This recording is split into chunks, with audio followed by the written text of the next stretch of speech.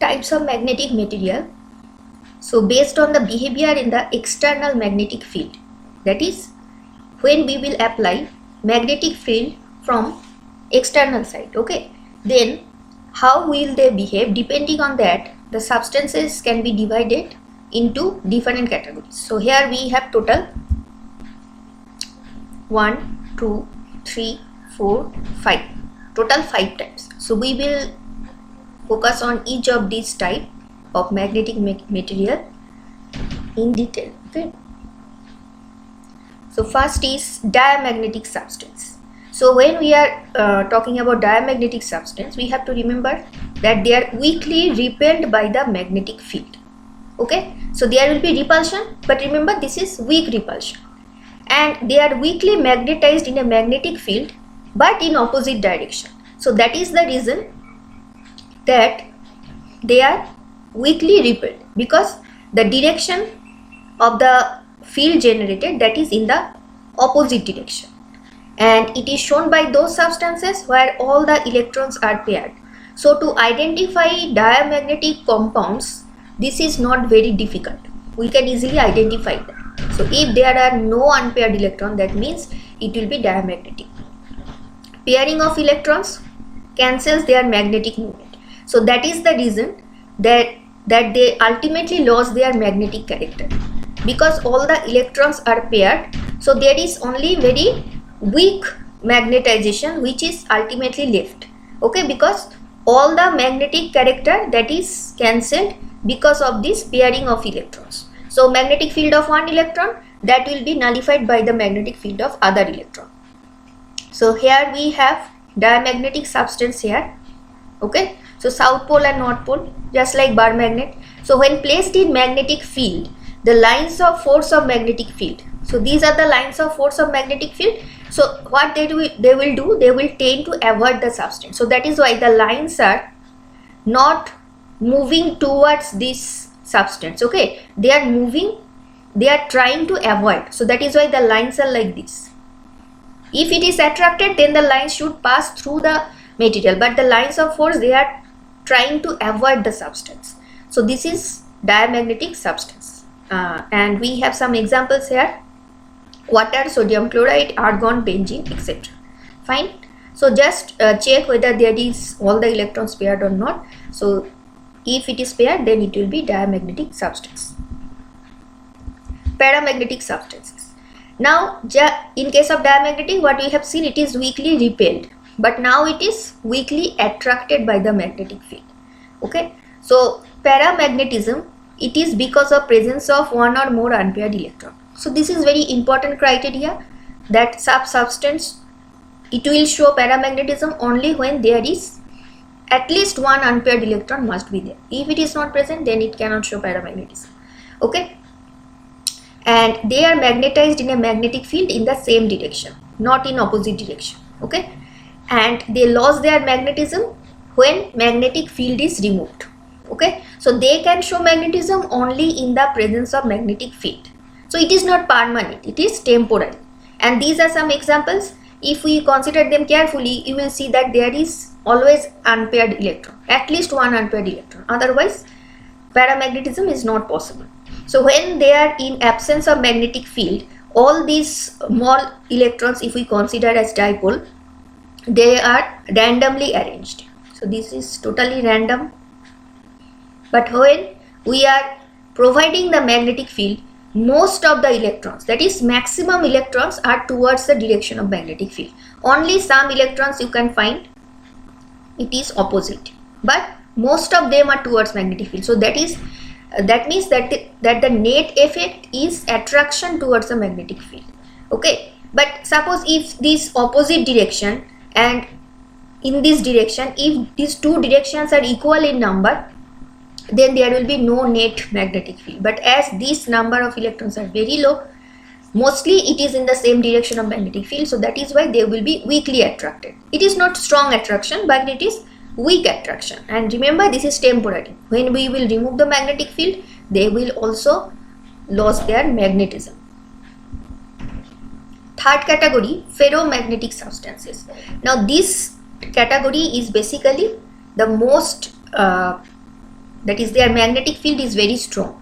Okay, so they are strongly attracted until what we have seen in case of diamagnetic, weak repulsion, in case of paramagnetic, weak attraction, but now it is strong attraction, strongly attracted by the magnetic field. So first of all, in case of ferromagnetic, we have to consider that atomic dipoles, that is each atom, if you consider it as dipole, then some atomic dipoles in small region together will be called magnetic domain. So here this is one magnetic domain, another magnetic domain. So these are the small regions. Now these domain can act as tiny magnet. Now when there is no external magnetic field, that is unmagnetized piece of ferromagnetic substance, all these domains will be randomly oriented, and as a result what will happen? They will cancel their magnetic moments. It will nullify each other because all are randomly oriented, okay, not in the same direction.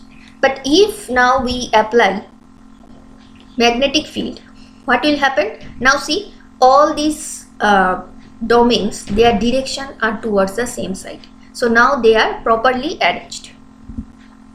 So when the substance is placed in magnetic field, all these domains get oriented in the direction of magnetic field and a strong magnetic effect will be produced. And the most important thing, it is a permanent effect. So once it is magnetized, it will be permanent magnet. Okay, so that is very unusual point because we have not seen this type of property in the other two cases, that is diamagnetic and paramagnetic. Okay, now for ferromagnetic also unpaired electron may be present or may not be present, but for para it must be present. So we can easily identify which compound can act as paramagnetism, but we cannot say just by, there is no such clear-cut rule by which we can say that this compound will behave as ferromagnetic. Okay, so there must be some experimental result, otherwise we cannot say confirmly that whether this substance will be acting as ferromagnetic or not. But to identify whether it is paramagnetic or not, that is clear. In ferromagnetic also, paramagnetism should, that is unpaired electron should be there, but this is not the sole criteria. Okay, so here we have examples: iron, nickel, cobalt, then chromium oxide. So most of these examples you can see, these are transition metals. Okay, iron, nickel, cobalt, etc. The fourth category, anti-ferromagnetic. Now ferromagnetic, and now the name is anti-ferromagnetic. So obviously now the properties will be completely opposite. So substances which are expected to possess paramagnetism or ferromagnetism on the basis of unpaired electron. So they also have unpaired electron. So we can expect them that they should behave as paramagnetic or ferromagnetic. Okay, but actually this is not the case. They possess zero net magnetic moment. And why it is so? Because equal number of electrons, they are cancelling each other. So one is up, another one is down, then again up, again down, again up, again down. So each are cancelling each other. So equal number of dipole on one direction and equal number of dipole in the opposite direction. That means they will cancel each other. So antiferromagnetism is because of the presence of equal number of magnetic moments but in opposite direction.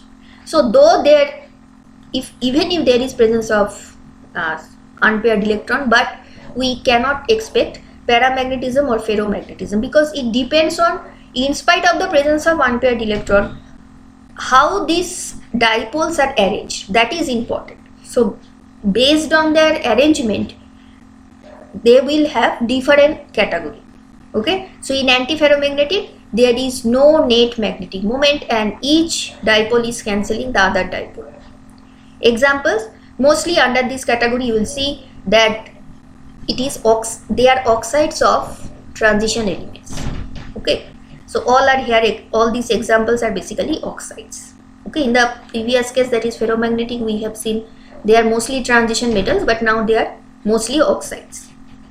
So if some question is given, suppose there are some options, so we have to identify which one is antiferromagnetic.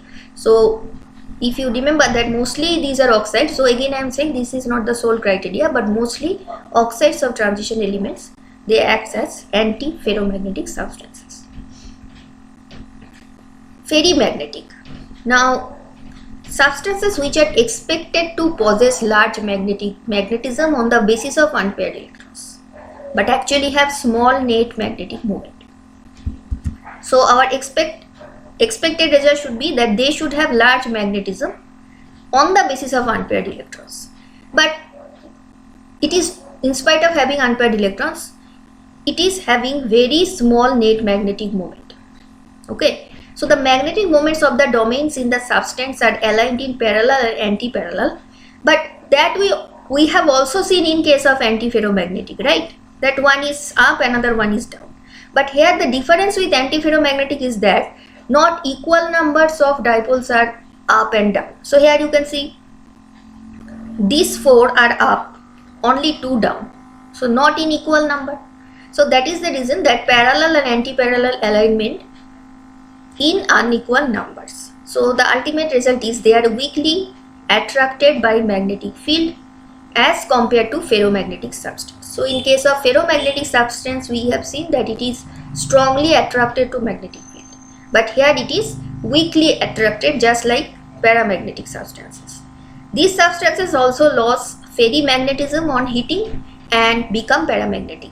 So if we apply temperature, they change their type from ferri to para. Okay, so here also we have oxides of iron Fe3O4, magnetite, which is basically mixed oxide, then ferrites. So here we have 2 metals and their oxide, then again 2 metals and oxide iron. Okay, so the difference between ferri and anti-ferro is that in this case equal number opposite side, but here unequal number opposite side. Okay, so that is all about magnetic properties. Now, though there are 5 types, but here we will compare only 3 types, that is diamagnetic, paramagnetic, ferromagnetic, the first 3 types.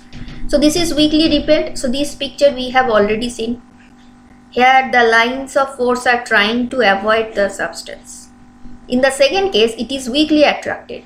So here some lines are attracted towards the substance, but when it is ferro, there is strong attraction. So most of the lines are now, see, they are passing through the substance, they are not trying to avoid. Okay, so when placed in magnetic field, lines of force tend to avoid, lines of force prefer to pass through the substance rather than air, because outside there is air. So passing through air and passing through the substance, the second one is preferred.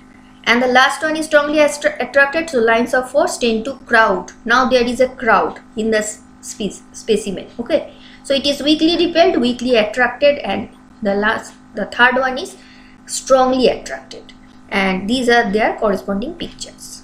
So in this way we can compare dia, para and ferromagnetic substances.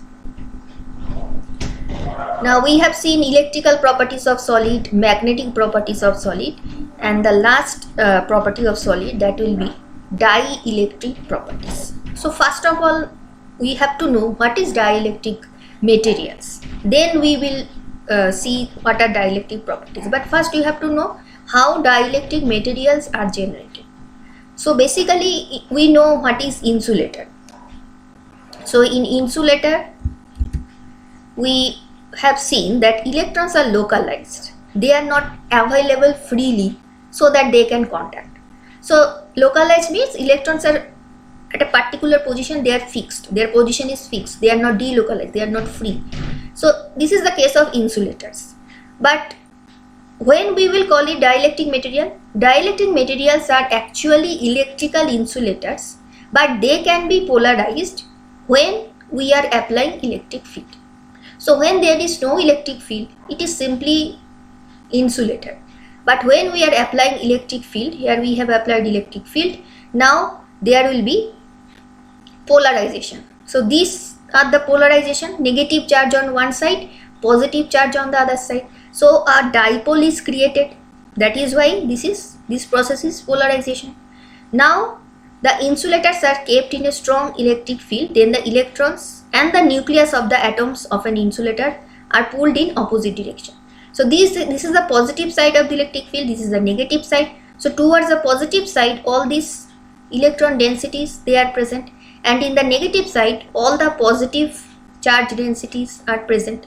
Okay, so in this way polarization will take place, and due to these polarizations, solids now can show some interesting properties. So though these dipoles are created in presence of electric field, but in some cases there also may be presence of permanent dipoles in the crystal. Okay, but whenever we are saying that it is dielectric material, that means here through the application of electric field, though they are insulated, but by the application of electric field we can generate dipoles, because now there is polarization in presence of electric field, and in some cases there also may be presence of permanent dipoles. Now dielectric properties, when we discuss, depending on the type, there are actually some classifications of the solid.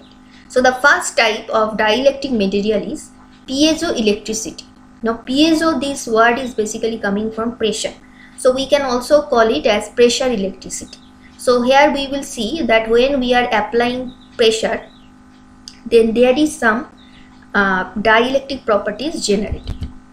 So individual dipoles formed by polarization, they will align themselves in such a way that there is a net dipole moment of the crystal.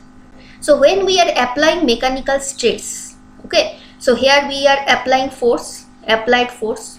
So when force is applied, that is mechanical stress is applied on the crystal, there will be some deformation, and because of this deformation electricity is produced. Why? Because when there is deformation there will be ion displacement.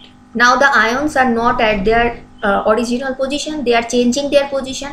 As a result there will be some deformation and dipole will be created. That means there will be net dipole moment, and ultimately there will be electricity production. So this electricity which is produced in this way, it will be called as piezoelectricity, because by applying pressure we are generating the electricity. Okay, and the crystals, that is the material itself, they will be called piezoelectric crystals. So this is the one type where we are providing mechanical stress, we are getting electricity. But if we do the opposite, that is we are applying electric field and there will be some stress generated, yes, that is also possible. So now in the second picture, strain is generated because of the applied electric field. Now electric field is applied, not force is applied. So conversely, if electric field is applied to such crystals, then also atomic displacement possible. And when atomic displacement possible, that means there is some deformation going on. So we can call it inverse piezoelectric effect, because here also some deformation is going on, but that is because of the applied electric field. In the previous case we have seen it is because of the applied force, mechanical stress is applied, but now it is applied electric field.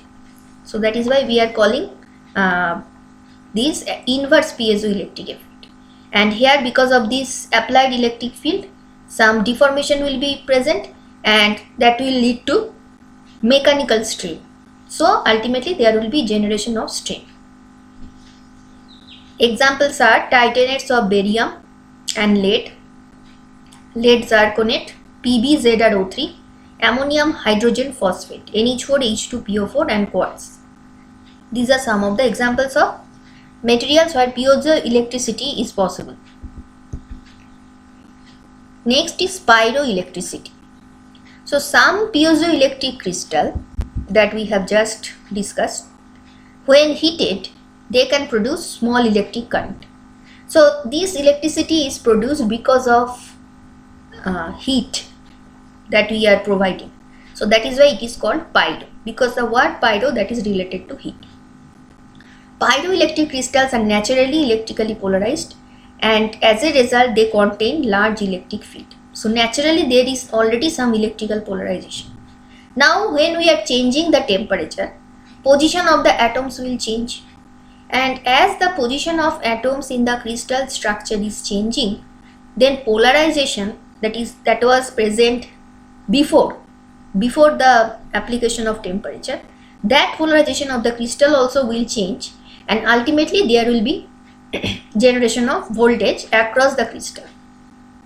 So there is polarization before the application of temperature also and after the application of temperature also. So because of this difference in polarization in the crystal which causes rise to a voltage across the crystal, they are a common type of motion detector thermal sensor. So these 2 points are basically their application part, that mostly they are used as motion detector thermal sensor, because when there is they are in presence of temperature, that is thermal sensor, there will be some change in their structure.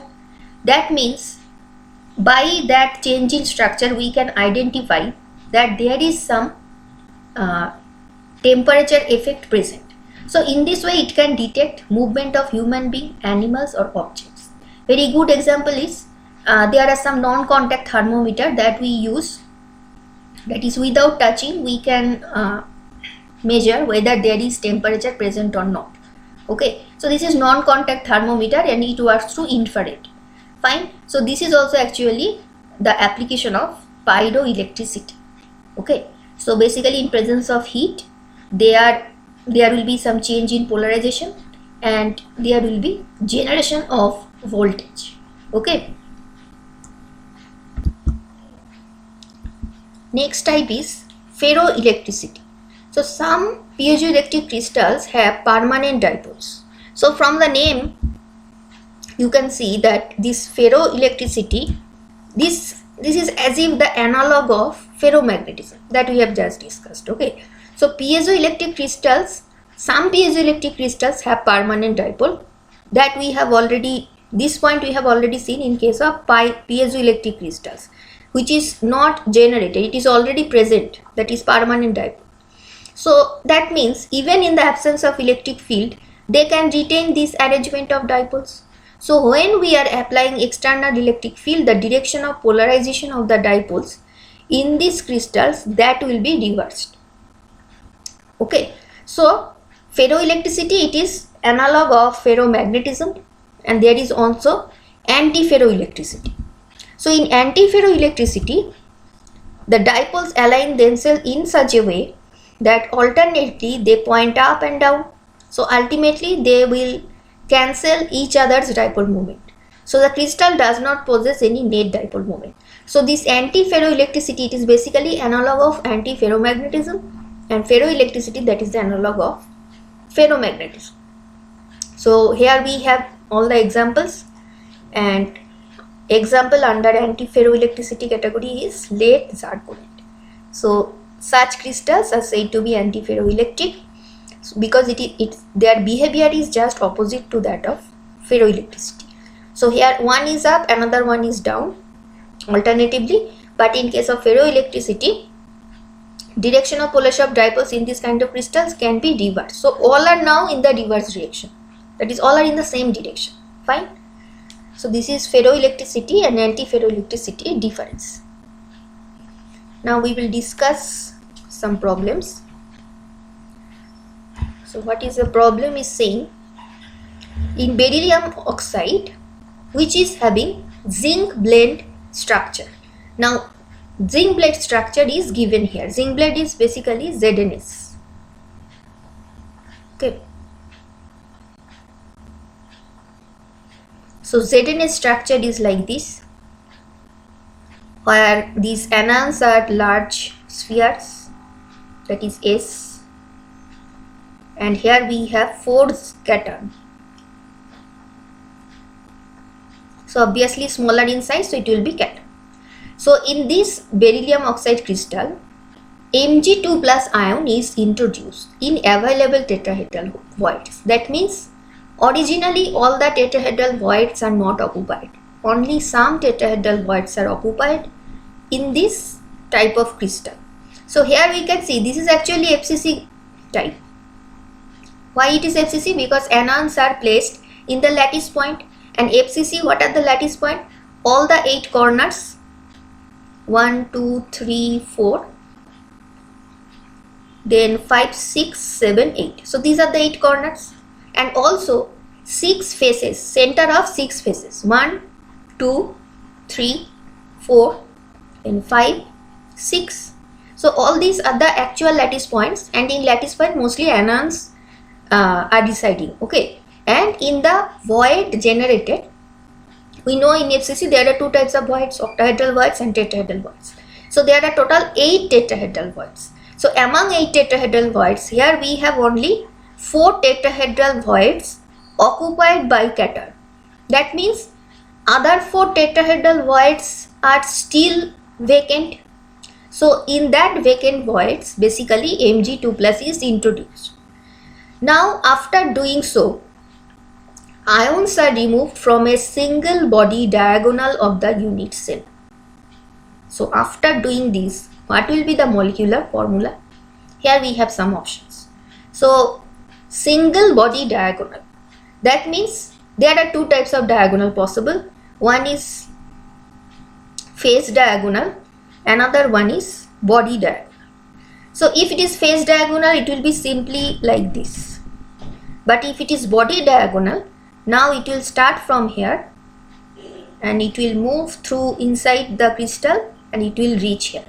Okay, so this is a body diagonal. It is actually 3 dimensions, so you have to use the imagination power. Okay, everything is not possible to that is, it is not very easy to understand on the 2-dimensional screen. Fine, so we have to imagine it in 3 dimensions. So what will be the final molecular formula of the unit cell? So in a nutshell, what is the problem? There is beryllium oxide crystal. So we have anions at the lattice point and we have cations at some of the tetrahedral voids, not all the tetrahedral voids. So only in the available tetrahedral voids there is presence of beryllium.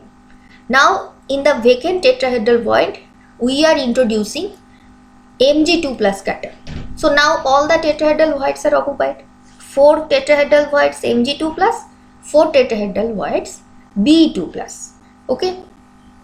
After doing this, we are removing all the ions in a single body diagonal. And after that, what will be the molecular formula? So in beryllium oxide, that is zinc blende structure, alternate tetrahedral voids of FCC of O2 minus ions are occupied by Be2 plus. So this fact must be known, otherwise we cannot solve the problem. Okay, so there are total 4 tetrahedral voids, but 8 tetrahedral voids total, but only out of 8, only 4 occupied by Be2 plus. That means when we are introducing Mg2 plus, it can be introduced in 4 available alternative tetrahedral voids. So already we have 4. These 4 are actually beryllium 2 plus, and now some more, the other 4 vacant, that will also be occupied by Mg. Now we know that in FCC the effective number of atoms per unit cell is 4, that is Z is equal to 4. Now this number, that is for the anions, because only anions are present at the lattice point. Lattice point means all these green spheres, their positions.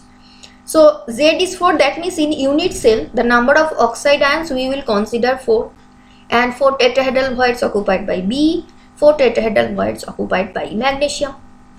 So this will be their formula. Now what we are doing? Ions are removed from a single body diagonal. Now when we are doing this, that is along this body diagonal, we are removing all the ions. So what are the ions and cations? They will be on this line. First of all, 2 oxide ions which are at the corners basically. Then we will have 2 O2 minus from corner. Then 1 Mg2 plus ion from tetrahedral void and 1 Be2 plus ion from tetrahedral void will be removed. So here, though from the picture it is very difficult to understand, but we have to imagine it. Okay, so 4 tetrahedral voids, if we draw a single body diagonal, on this line there will be 1 Be2 plus and 1 Mg2 plus removed. Now finally, what will be the calculation? So originally oxide number was 4 and now 2 oxide ions are removed, but we will not simply subtract the value 2 from 4. We have to take 1/8 of 2, that is 2 into 1 by 8. 4 minus 2 into 1 by 8. Okay, now why it is so? Because for each oxide ion, as it is present at corner, its contribution will be only 1 by 8. So we will not subtract directly 2 from 4, we will subtract 1/8 of 2 from 4, and that will be 3.75. Now the rank of Mg2 plus. So initially there are 4 Mg2 plus. Now only 1 is removed and it is inside the unit cell. So its contribution will be full. So that is why we are subtracting 1 directly from 4. So remaining 3. Similarly Be2 plus, originally there was 4 Be2 plus and now we are removing 1 and its contribution is full. So 4 minus 1 will be 3. So ultimately Mg3 B3 but oxygen 3.75. So the formula will be like this, 3.75, and it is matching with which option? It is matching with option B. Okay. Next problem. Element X crystallizes, let me change the color, in 12 coordination FCC lattice.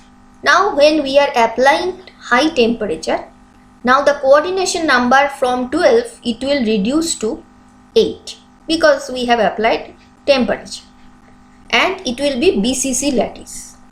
So we have to find the ratio of density of the crystal before and after application of the temperature. We have some options here. So first of all, the formula for density is Zm.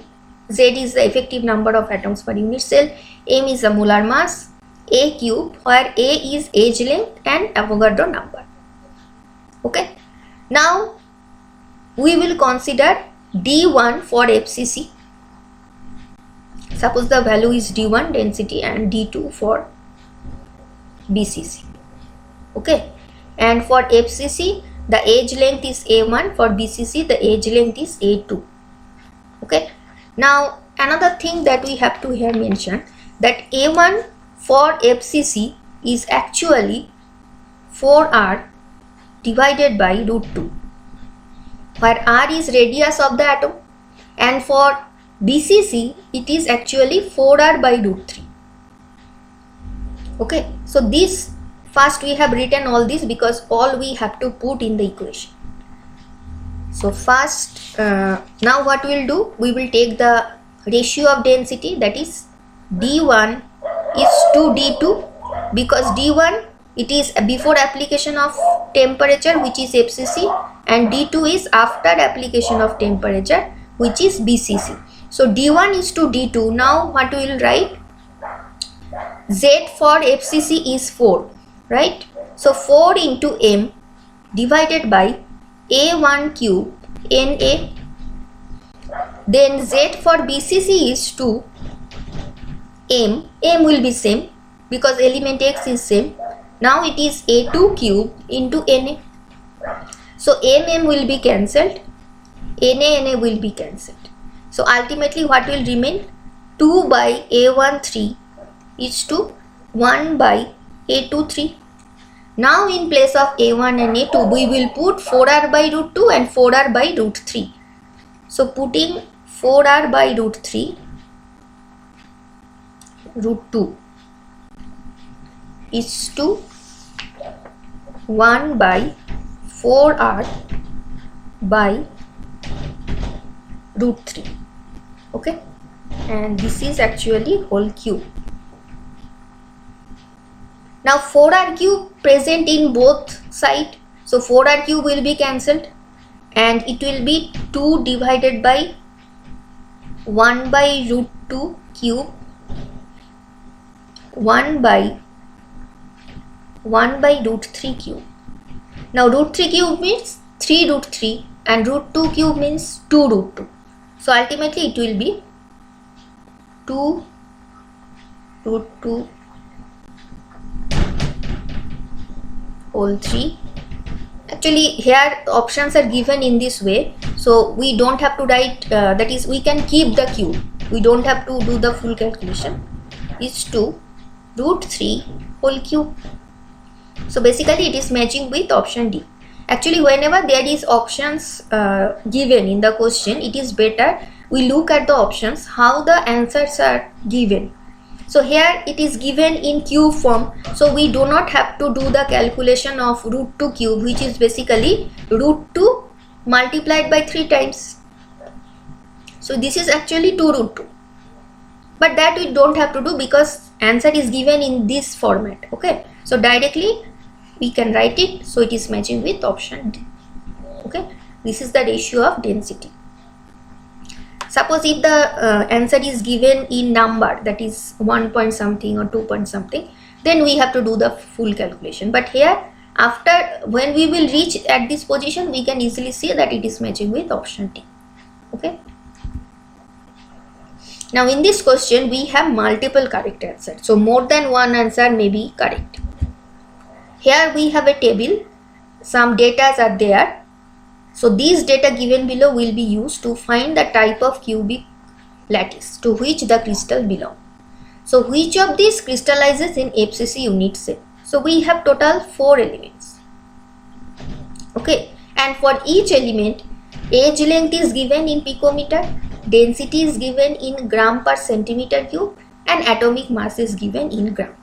Okay, so these values, by using these values, what we can do, each time we can find out the Z value. Because how to know that this is FCC? If Z is equal to 4, that is by using the formula of density, if we find that Z is 4, that means it will be forming FCC unit cell.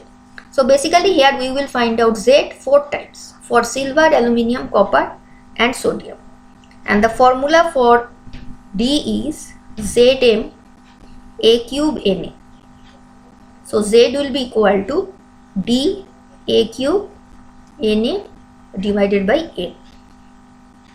So Z of Ag, the first one, it will be, density is 10.5, and be very careful about the units. It is in centimeter cube. So picometer we have to convert it to centimeter. 10.5 multiplied by 407.7, but picometer should be converted to centimeters, it will be 10 to the power minus 10, then Q into Na divided by 108. So after doing the calculation, it will be basically 3.9, which is almost equal to 4. That means it will form FCC. Next we will find out Z of aluminium. So Z of aluminium, 2.7 is the density, then A value is 405 multiplied by 10 to the power minus 10 cube into Na, Avogadro number, divided by 27. So after calculation it will be also 4. Next we will find out Z of copper. So here density is 8.92. 361 into 10 to the power minus 10 centimeter whole cube multiplied by Avogadro number divided by 63.5. So this is equal to 3.98, which is almost equal to 4. And 1 is left that we have to calculate. Zn of Na. So Zn of Na will be density 1.002, edge length 424, 10 to the power minus 10 cube multiplied by Na divided by 23. So this will be equal to 2.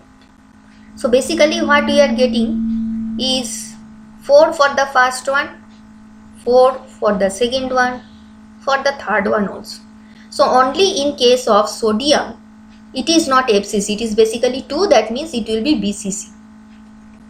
And all these are FCC. So correct option will be, because we have to choose which of the above crystallizes in FCC unit cell. So correct answer will be A, B and C. And also read the question very carefully. Suppose if the question is ranked in this way, that which of these will not be crystallizing in FCC, then there will be a single answer, which is sodium. Okay, so we have to read the question very carefully, what it is actually asking for. Okay, now this problem is integer type, so there will be a single integer value. A crystal is made up of atoms X, Y, Z, 3 types. Now X are present in FCC packing, that means actual lattice points, there will be presence of X.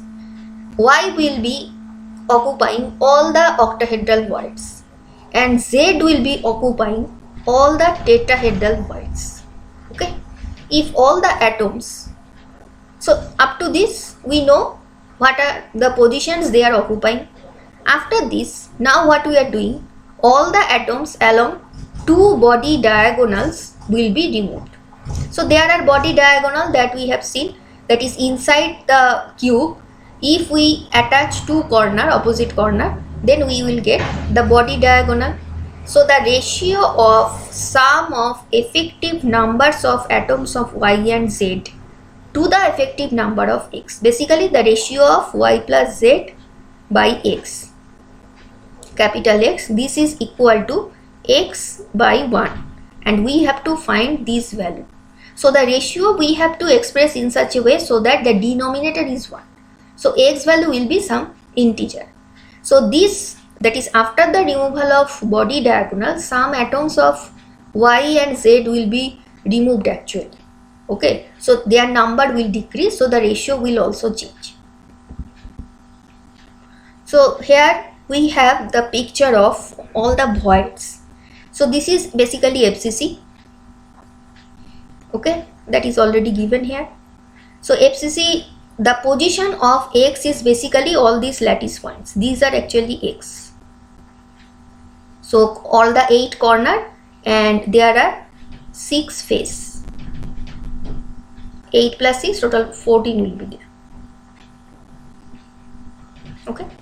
Now if you can see there is a very thin line inside, that means there will be total 8 octahedral, 8 tetrahedral void. Okay, so one tetrahedral void is shown here. So this is just the one tetrahedral void, but total 4 tetrahedral voids will be there.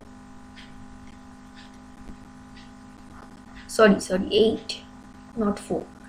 And for, so this is for tetrahedral void, and the lower picture, that is for octahedral void. Now octahedral void will remain, the middle, that is at the center, there will be a octahedral void, and it has full contribution because it is inside. And here also the tetrahedral voids have full contribution because they are inside the crystal, they are not shared with other crystal. But there is another type of octahedral void which is at the corner, which are along the edge. Okay, now there are how many total edges in the cell? 12 edges, that means 12 octahedral voids will be there, and among these 12 their contribution that will be divided among 4 unit cells. So ultimately it will be 12 into 1 by 4, that is 3, and here this is a full contribution, so this is 1, so total octahedral void will be 1 plus 3 equal to 4. This calculation we have already seen, but before discussion of this question it is better to remind that. Okay, so 1 plus 3, total 4 octahedral voids. So X is present in lattice point, Y is present in octahedral void, and Z is present in tetrahedral void. So now we will find out the effective number of all the atoms. X, Y, Z. X is present at lattice point, Y is present in octahedral void, Z is present in tetrahedral void. So before the removal of atoms along the body diagonal, the numbers are basically for FCC X, the number of, that is a Z value for FCC is 4, so it will be 4. So it is basically before removal of atoms. Y is basically 4 because we have total 4 octahedral void and total 8 tetrahedral void. So this is before the removal of body diagonal atoms.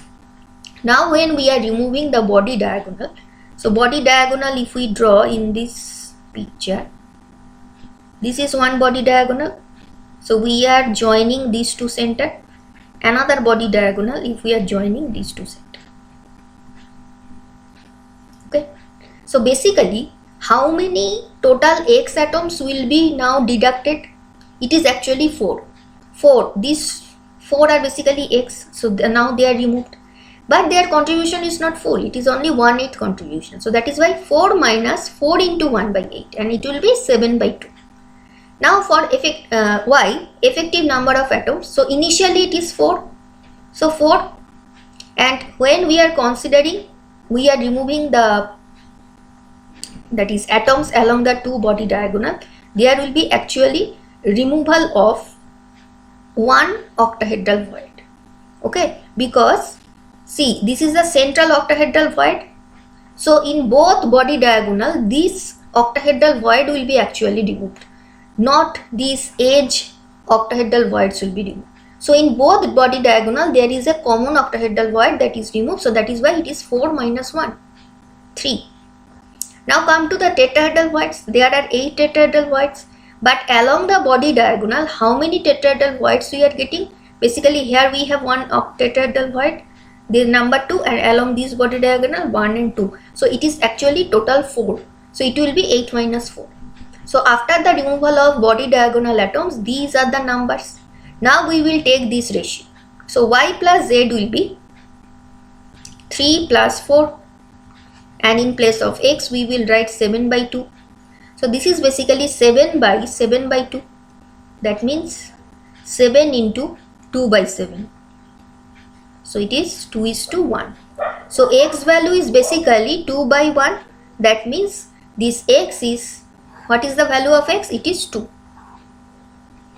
Value of X is 2. So this is the result, and this is an integer type of problem. So this is a whole number. Okay. Unit cell length of NaCl, it is given, that is the observed unit cell length 0.5627 nanometer from X-ray diffraction studies. So this is experimental value, and the density which is measured, that is experimental density, is 2.164 gram per centimeter cube. So we have to find theoretical density. Okay. That means actually there are two types of density possible. One is theoretical, another one is measured. Now both this density may be same if there is no defect. But if there is some defect, that means suppose the density is decreased. That means what? That there must be some removal of atoms. So that is why now the mass is decreased, so density is also decreased. So we have to find theoretical density, and also calculate the percentage of missing Na plus and Cl minus atoms. That means there is some atoms missing. So obviously the observed density should be lesser than the theoretical density. So theoretical density we will calculate by taking the help of this edge length. Okay. So theoretical density, that is D, the formula is Z M A3 Na. Now NaCl is basically FCC type.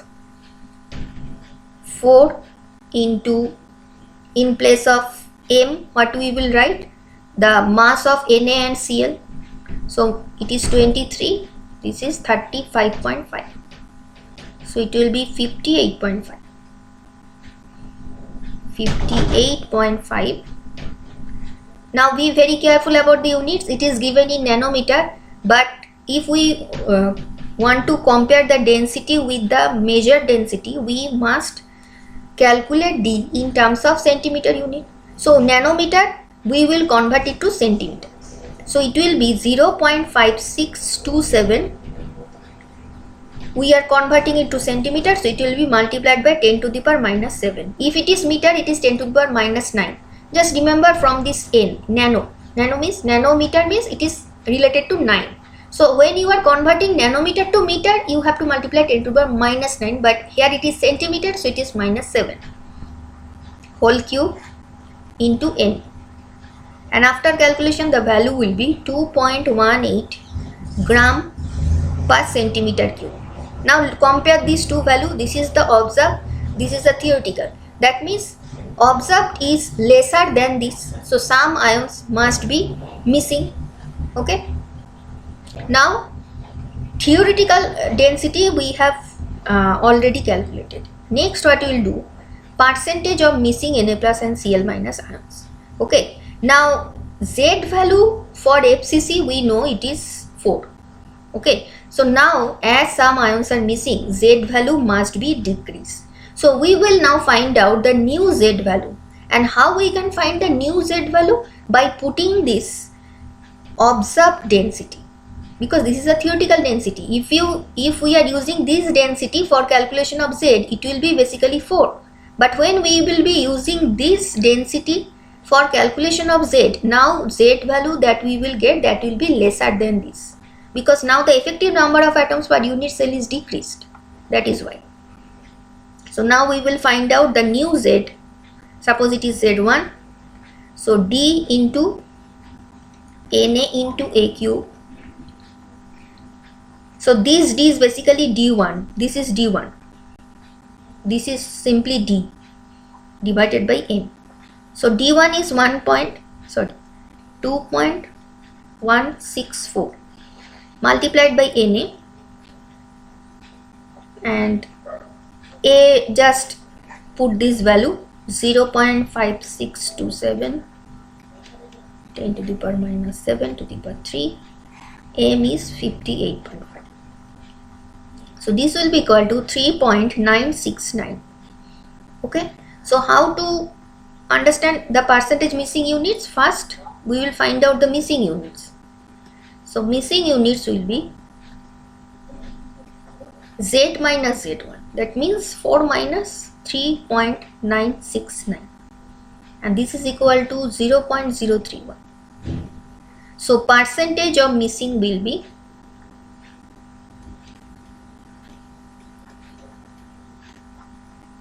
0.031 divided by the original Z value, that is 4, multiplied by 100, and the answer will be 0.775 percentage. So this is very small actually, because it is true that measured density is lesser than the theoretical density, but the difference is not very high. So that is why the percentage of missing Na plus and Cl minus ion, that value is also not very high. Okay. Here we have a problem which is also multiple correct answer. That means more than one answer may be correct. Density of KBr given 2.75 gram per centimeter cube. Length of the unit cell given in picometer 654. Atomic mass of all the two atoms, potassium and bromine, given, and we have to find out what is true about the predicted nature of the solid. So there are 4 statements given. So we have to find out whether these statements are true for this KBr crystal or not. Okay. So first of all, basically we will find out the value of Z, because once we know the value of Z, we can easily understand that whether these two statements are correct or not, because if Z is 4, it must be FCC. So if B is true, A must be true. If A is true, B must be true. Okay. So here the value of Z is density multiplied by A cube multiplied by Na divided by M. Now M will be simply, we have to add these two numbers because it is KBr. D is 2.75. Then we have 654, but it is given in picometer. We will convert it to centimeter. 10 to the power minus 10 multiplied into Na. Each time I am not writing the value of Avogadro number. It is 6.023 into 10 to the power 23, just to make the calculation simple. And this is 39 plus 80. So after calculation it will be 3.969 8, 9, which is almost equal to 4. That means this statement is true. This is also true. Now the third one is saying there are 4 constituents per unit cell. Constituent means when is there 4 kBr, that we have to find. Now see here, K plus is cation and Br minus is anion, and we know that anions are always present at the corner, that is at the lattice points. And as it is, sorry, I have done the calculation here. If I remove the calculation, so Z value we have obtained, it is 4. Okay. Now these green spheres, they are actually Br. So Br is basically present at lattice points. So this is FCC. So lattice points will be 8 corner.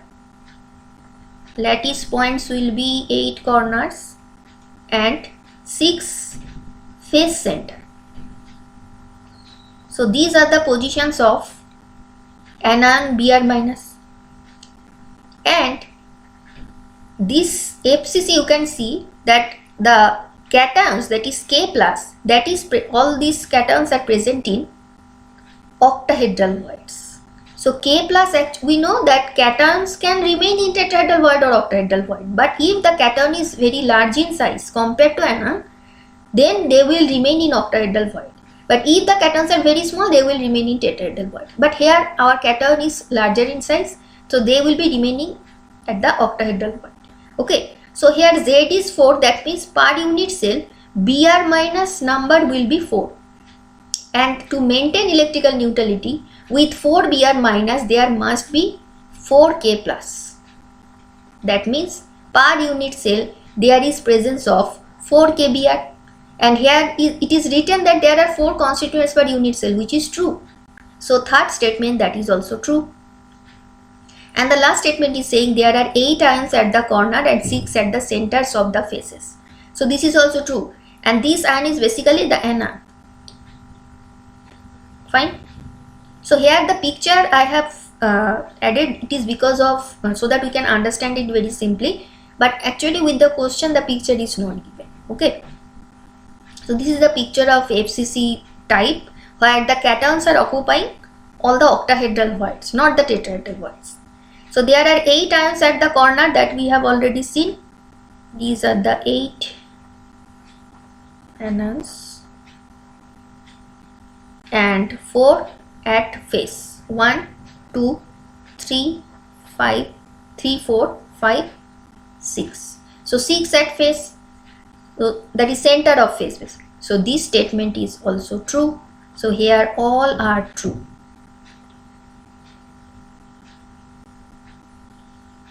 Fine. In a cubic packed structure of mixed oxide, the lattice is made up of oxide ions.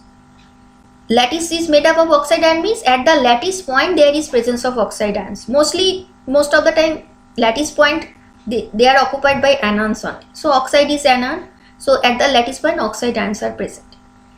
1/5 of the tetrahedral voids occupied by divalent X2 plus ion, and half of octahedral voids are occupied by trivalent ions. So mixed oxide, that means there will be both divalent ion as well as trivalent ion. You can think about Fe3O4. Fe3O4, it is also an example of mixed oxide where both Fe2 plus and Fe3 plus ion presence. So the problem that is given here, this compound of XY and O, it is basically just like Fe3O4. Okay, so these informations are given. We have to find the formula of the oxide, and it is cubic packed. Okay, so cubic packed, there will be total 8 oxide ions. Okay, so 8 oxide ions if it is present. 8 at what position? At the corner. Okay, so in cubic packed structure, that is in CCP or FCC, there are 8 tetrahedral voids. and 4 octahedral voids. And number of oxide ions as they are present in the lattice point. So number of oxide ions will be 4. So 1/5 of the tetrahedral voids occupied by X2 plus, that is already given. And that means originally there are 8 tetrahedral voids, but only 1/5 of 8 occupied by X2 plus. So number of divalent cations in tetrahedral voids will be, it is 1/5 of 8. That means it will be 8 by 5. Similarly, half of the octahedral voids are occupied by Y3 plus. Now total number of octahedral voids 4. So half of 4, that is 4 into half. That means it is 2. So ultimately what we are getting? X, Y, O. O is 4, Y is 2, X is 8 by 5. So look at the options, all are whole number. So we have to multiply all these 3 numbers by 5 so that we can get whole number. So it will be 8, 5 into 2, 10, and 5 into 4, 20. So make it simpler ratio, it will be 4, 5, 10. That means it is X4, Y5, oxygen 10. So this must be the formula. So it is matching with which option? It is matching with 4, 5, 10. This option. 4, 5, 10. Okay.